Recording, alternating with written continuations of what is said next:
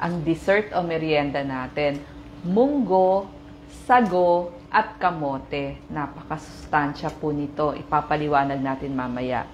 Pinakuluan ko na yung ating munggo. Kasi ang munggo, it will take 30 minutes para lumambot. So, inuna ko ng pakuluan yan. At ang mga isasahog natin. Pag malambot na yung inyong munggo, isasahog na po natin yung ating kamote. So, meron tayong kamote dito. Ito po, any munggo, pwedeng yellow munggo o kaya green munggo. At syempre, meron tayo yung ating sago. Mabilis din to. Maganda siya pag sasama-samahin nyo lang. Kapag luto na, katulad dito, luto na yung ating munggo. Ilang minutes yan? Ang munggo, nasabi ko, 30 minutes bago siya maluto. So, kanina pinakuluan ko na. At isasama na natin yung ating kamote. Ang kamote, mabilis lang. Mga 5 to 10 minutes, malambot na yan. Pag pinagsama nyo itong dalawang to, napakasustansya nito. Pwede po ito sa ating mga buntis at sa ating mga lumalaking bata. So, yung mga bata na naghahanap ng merienda, ito ho ang mas maganda nyong ipamerienda sa kanila. Yan. So, madali lamang. Pagsama-samahin nyo lang. Gano'ng karaming tubig? Yung tubig, tansyahan yan. Gusto nyo malabnaw? Gaya nito, 3 tasa to ng tubig. Pag gusto nyo malabnaw yung inyong niluluto, pwede nyong damihan. Kung gusto nyo namang malapot, pag natuyo yan, huwag nyo nang dagdagan ng tubig. So, pwede ka namang dagdag ng tubig. So, paliwanag muna natin, pwede nyong lagyan ng dahon. Kung may tanim kayo, dahon ng pandan dyan sa likod bahay nyo, pwede nyong lagyan. Kaya lang ako, wala po akong nabiling pandan ngayon, kaya hindi ko na nilagyan. Dapat po may takip. Kaya lang para makita nyo yung niluluto natin, hindi ko na muna tinakpan. Una sa lahat, bakit maganda siyang dessert, merienda, o kung talagang ayaw kumain ng mga bata, naghahanap ng bago, ito na ho yung main meal. Bakit siya main meal? Kasi siksik itong ating munggo at kamote sa lahat ng sustansyang kailangan nyo. Gaya ng itong munggo natin. Talagang number 1 to pagdating sa protina. Maganda sa tiyan. Sabi ko nga ito pagkain para sa tiyan kasi may fiber siya. Isa-isahin natin. Pag nutrition, protina, fiber, folate. So sa mga buntis, ito po yung vitamin B9. 80% ng pangangailangan nyo sa maghapon pwede. May manganese, magnesium, vitamin B1, phosphorus, iron. So pang buntis yan, pang anemic, copper, at potassium. Yung mga taong laging mababa sa potassium. Number 2, mataas to sa antioxidant. Ibig sabihin, yung laban sa pamamaga, yung mga sakit na chronic diseases, katulad ng sakit sa puso, diabetes, stroke, maganda ho itong panlaban. At alam nyo ba, yung munggo, bagay ho yan sa maiinit na bansa tulad natin, Pilipinas. Kasi maganda din siyang panlaban sa heat stroke. Maganda din ito dahil sa kanyang fiber, nagpapababa po ng bad cholesterol. So, pinabababa yung LDL natin. So, ibig sabihin, bababa yung heart disease ninyo. Bukod pa dun sa potassium, yung fiber, kailangan nyo lahat yan sa puso. Tsaka nakakapagpababa ng blood pressure. Yung fiber niya, mas mataas siya sa soluble fiber. Kaya maganda siya sa tiyan. Ibig sabihin, pinapabilis niya yung galaw ng pagkain sa tiyan. Dahil mataas siya sa fiber, tsaka sa protein, mas matagal ang release ng sugar sa inyong dugo. So, pwedeng-pwede siya sa mga diabetiko. Kita nyo naman na green and yellow. Pwede din violet kamote. Pwede din yan. Sa mga nagda-diet. Matagal kayong busog. So, hindi kayo agad gugutumin. So, matagal siya sa tiyan. Sabihin, hindi ka gutumin. So, mas konti yung makakain mo.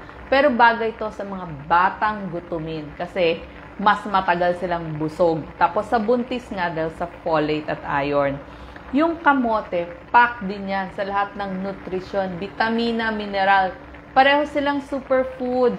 highly nutritious kasi may vitamin A and C. Yung inyong kamote, may fiber, may manganese, copper, pantothenic acid, vitamin B6, potassium, niacin. At yung kamote, marami ring antioxidant. Sabi ko nga, magandang antioxidants kasi mas hindi nasisira yung cellular nyo.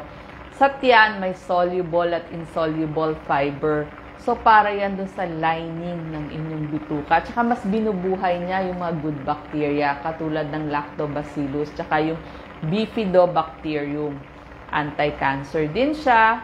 Maganda sa mata. Kita nyo naman, yellow. So, isabihin, marami siyang beta-carotene.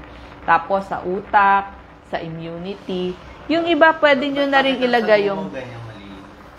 nilagay ko po yung sagong maliliit para mabilis maluto. Pero pwede din yung sagong malalaki. Yung luto na. Sa palengke meron. Kaya lang wala akong nabili kanina. Mas kaya... itong, Hindi naman. Wala lang akong mabili ng lutong saguna na malaki. Biglang lumaki na yung sagot. Yes. So, kung wala po kayong... Kasi mahirap naman i-imbak sa ref. Siyempre, di ba, minsan ini-imbak natin. So, sabi ko nga, pag gusto nyo malapot, ganyan. Pero pag gusto nyo mas malabnaw, pwede kayo magdagdag pa ng tubig. Kaya nito, dagdagan nyo lang ng mainit na tubig.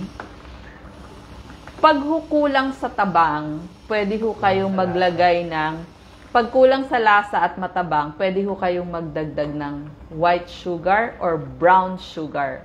Any na gusto ninyo. Ang meron lang ako ngayon, white sugar. Siyempre tayo, ginagamit natin kung ano lang naman yung nandyan sa ating ref. Pero kung mataas na sa sugar yung pakakainin nyo, pwedeng hindi na kasi yung inyong kamote may natural sugar na yan. Pero tayo, dahil kung mga bata ang pakakainin natin, pwede tayong maglagay ng sugar. So sabi ko nga, ang mga pwede nating idagdag, asukal, pandan kung may tanim kayo dyan sa likod bahay kasi isang dahon lang naman kailangan nyo. And ang mga pwede nyo pang idagdag, kung marami kayong gata, kung meron kayong nyog sa likod bahay, pwede ho kayong maggata. Gata pwedeng ilagay, o kaya naman yung mga bata na mahihilig sa milk, pwede rin po. Magdagdag na lang kayo ng gatas. Pwedeng yung nasa Tetra Pak, pwede yung nasa latang gatas, any.